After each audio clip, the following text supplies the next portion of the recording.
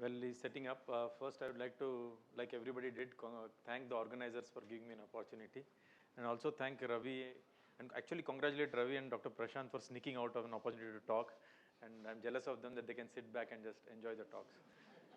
In the next few minutes, what I'll try and do is to talk a little bit about our efforts in understanding movement disorder in general, and give a glimpse of Parkinson's and maybe a little bit of Huntington and ataxia at the end.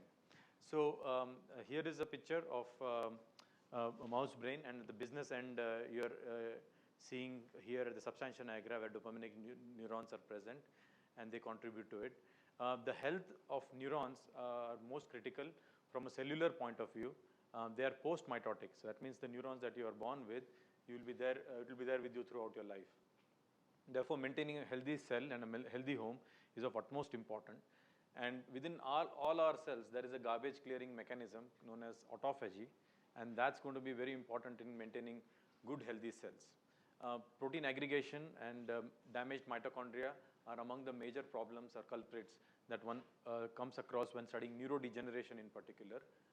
And so therefore, maintaining good quality control of organelles and cytosolic proteins is of utmost importance, and a majority of the burden is therefore on the process such as autophagy to maintain cellular health. So what is this process and how does it happen? So autophagy is a very conserved process which involves forming a membrane inside a cell like a Pac-Man, and this Pac-Man can go and grab anything and everything inside a cell, including mitochondria, peroxisomes, damaged proteins, protein aggregates, ribosomes, and engulf them in a vesicle known as an autophagosomes. This is a way of putting everything in a trash bag. And so it isolates everything from the cytoplasm, but its degradative ability, that means to degrade all this and clear whatever is not required, is attained when it goes eventually and fuses with the lysosome inside the cells. So it's a two-part process. One is capturing and then clearing. And unlike your vacuum cleaner, this is really interesting because it can recycle. So everything that is broken down in terms of amino acids and nucleotides and sugars and all can be recycled back to the cell for energy. So it comes with benefits of good housekeeping. And so Pac-Man is the take-home message for people who do not get the rest of my talk. But autophagy is this Pac-Man which will go and grab damaged organelles, proteins actually, aggregated proteins that are neurotoxic in nature. It could cause Parkinson's, Alzheimer's, Huntington's, ALS, or a spectrum of other aggregate-prone disorders as well. And so, what we call in simple terms is autophagy as the intercellular Pac-Man. And so in yeast, for example, how do we study these aggregates and do it? Difficult to get neuronal cells and work with them. Even in the experimental conditions, they're hard to grow, and to do lots of experiment takes a lot of time. And one of the key observations was done was Susan Lindquist. I'll show a photograph in some time. And she showed that aggregate-prone proteins, if you take them from your brain or wherever and put them in humble yeast, even they show aggregate formation in yeast cells, which have nothing to do with neurodegeneration. They don't even have a brain for that matter. But they also recapitulate the aggregate problem and also show cytotoxicity. So you could overexpress proteins that cause Parkinson's, Huntington's, ALS, or Alzheimer's, and you can express them in cells. And what you will see that if you don't have autophagy in them, you see bigger and bigger aggregates that are forming in these cells. And these cells are not very happy, and they eventually die. So what one can use is, you start with this, and I'll see where it is. I'll show you how we can go up to a preclinical mouse model, for instance. But this process is conserved. So autophagy happens in yeast cells. That's exactly where it was identified in terms of mechanism. And it also happens in our neuronal cells or rest of our body cells as well. So how can we leverage simple yeast to get to the point where we can talk about therapeutics in humans, right? So Susan Lindquist is the pioneer. She first showed that such proteins can be done in yeast and they can show protein aggregation and all, but she did not touch autophagy, and that's I think where we had a chance. So what you could do is you can take proteins like alpha-synuclein and you can put them in yeast cells. They should be evenly distributed. These are 2 yeast cells, for instance, but instead of that, they show big aggregates and big problems here. These yeast cells will eventually die, and when they die, they'll come in this box here. But you can take such cells now and you can throw in a bunch of molecules and you can ask, are there any molecules that can rescue these cells from dying? And do that in a process of autophagy, meaning by these aggregates are taken up and dumped in the garbage where lysosomes degrade, and then look for proteins like also small molecules that can rescue this yeast from dying. So this is a simple reductionist approach. First, break down the problem of protein aggregation and ask whether protein aggregation can be cleared using autophagy in these cells. Okay, And this is a high throughput screening process. And so in this screen now, if you are conserved genes in yeast also, you can throw in your gene candidates, you can throw in your variants, and you can see how those affect protein aggregation and clearance. And this can also be used as a process. Now, why we started with yeast is obviously it's very easy to use, but the process of autophagy is very conserved. So what you can do is you can make such aggregate-prone yeast cells, run it through a whole battery of small molecule screening, identify molecules that work through autophagy, and now then go to mammalian cells or human cells, for example, human neuronal-like cells, and ask whether any of these molecules that help the yeast will also they help mammalian cells. And once you use that, then you can use that platform to tease out the mechanism by which these molecules work, which is interesting for us as basic researchers. But the trade-off is they may have some therapeutic potential, which you can then test in preclinical mouse models and ask whether a PD mouse model, for instance, like an MPTP mouse model, will there be any benefit of using an autophagy-inducing compounds and so on. So we try to harness the conserved nature of autophagy to address these kind of interesting questions. I understand today's interest is more on therapy and trying to see what else you do. So I'll skip many of the basic studies that we have done in mammalian cells. We can look at these molecules, we can see what is the mechanism, what kind of proteins they target, what is the mechanism by which autophagy now goes and captures the aggregates, why it was not doing normally in the cells, why when we induce them with this molecule only it is going and clearing the aggregates, those kind of questions we can ask. But once our top molecules are there, we can then move on to a mouse model such as this, like an MPTP mouse model. And what we can do is we can look at substantia nigra pars compacta, which Lata has already very nicely introduced. When you give them, you can see that many of these TH positive neurons in the red bar get wiped out over a period of time. But if you have autophagy inducing compounds and if you give them at a time, either before they see the toxin MPTP or along with the toxin MPTP, and you continue giving this autophagy inducing drug for some time, you will see that there is some amount of cytoprotection. That means you don't see them completely getting wiped up, and also when you do TH positive staining, they look little interesting and you can start studying what it is.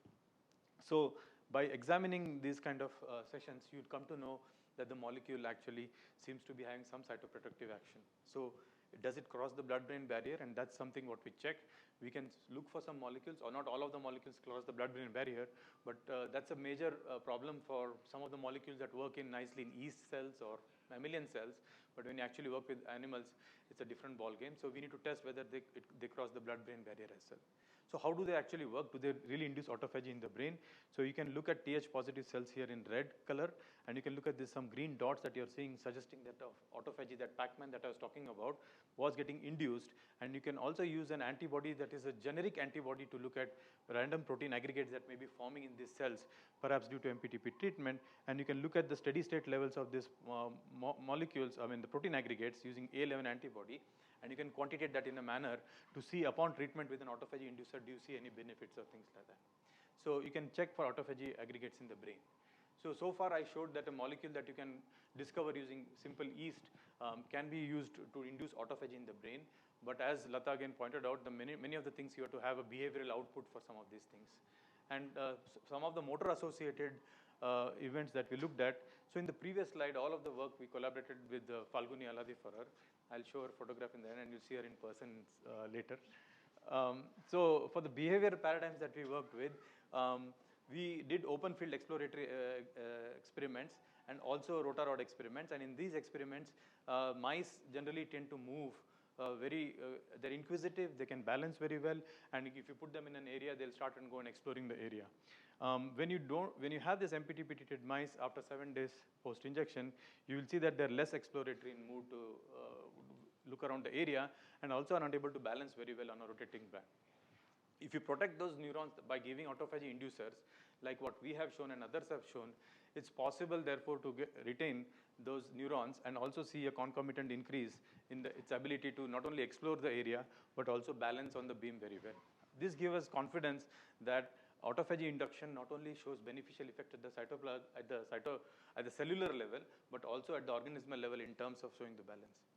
What we had a tough time publishing this work at one point of time was the fact that autophagy is an intracellular process.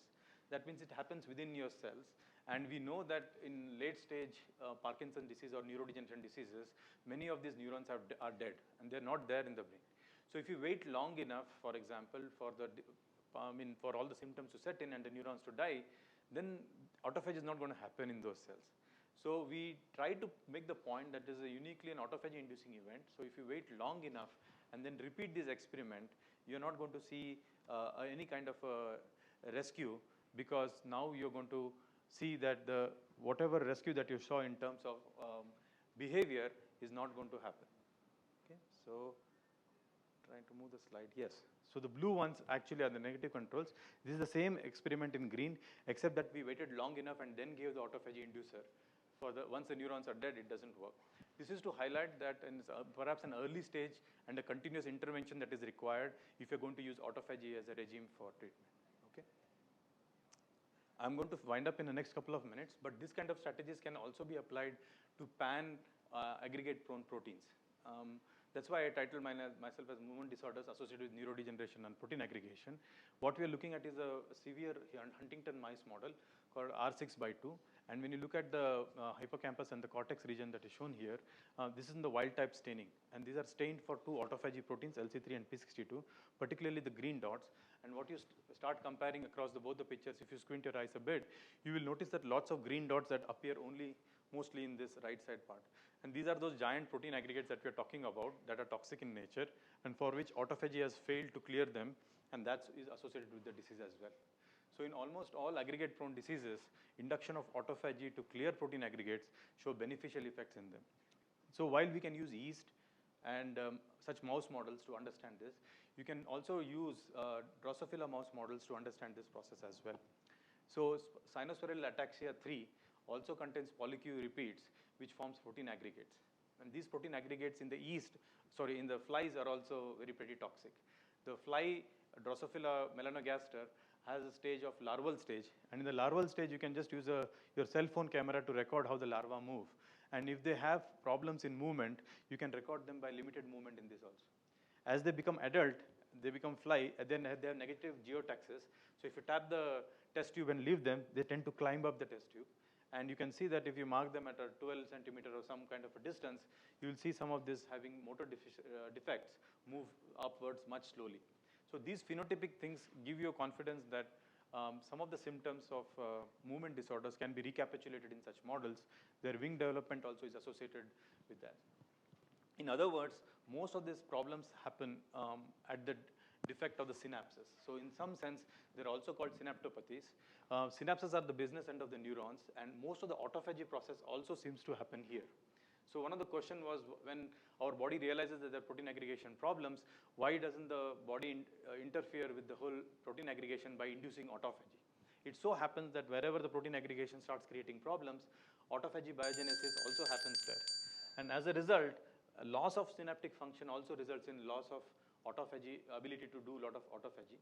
And both of them is a double whammy for the cells, and therefore you start seeing symptoms. An earlier intervention before the synapses actually crumble, you can have beneficiary effects, and this can be studied very well in the fly model as well. So with this, did not have time to talk about many other things, but these are some of the take-home messages to Malone, and I'll be happy to discuss with these points. In all organisms that we see, post-reproductive senescence, you get to see age-associated decrease in cellular homeostasis. That means as we get older, our ability to do autophagy also decreases. And that's also a confounding factor for many of the things that we see. There's accumulation of damaged cellular material. So over a period of decades, you're going to see buildup of many protein aggregates. And some of the sporadic cases can explain some of the things that we're looking at. Mitochondrial dysfunction is considered as one of the major factors. The ROS production can trigger protein aggregation. So there is people who study mitochondria and people who study protein aggregates, and they always want to tell who starts neurodegeneration before protein aggregates or mitochondrial dysfunctions as drivers of neurodegeneration. If you understand this process, then you can try to mitigate the problems by removing dysfunctional mitochondria by doing mitophagy, as well as agriphagy to clear protein aggregates. And these have benefits of restoration of cellular homeostasis. Cells that can do good autophagy and do this job live longer and are able to fight stress better. And this has been shown in almost all mouse models. And there is a side effect or a benefit of restoring cellular homeostasis is that by increased autophagy, in almost all model organisms, you see increased health span and lifespan. So mice, for example, live 125 to 140 or 150 years, equivalent of human lifespan, when they have increased autophagy, particularly in the old age as well. So with that, I would like to conclude and thank some of the people who are interested in it, who helped us do all this work. All this mouse work wouldn't have been possible with the stellar contribution of Dr. Falguni and her students. James Chale helped in some of the behavior work that I showed you with the mouse. Anushka and Rahul are working with the fly models that I spoke to you about.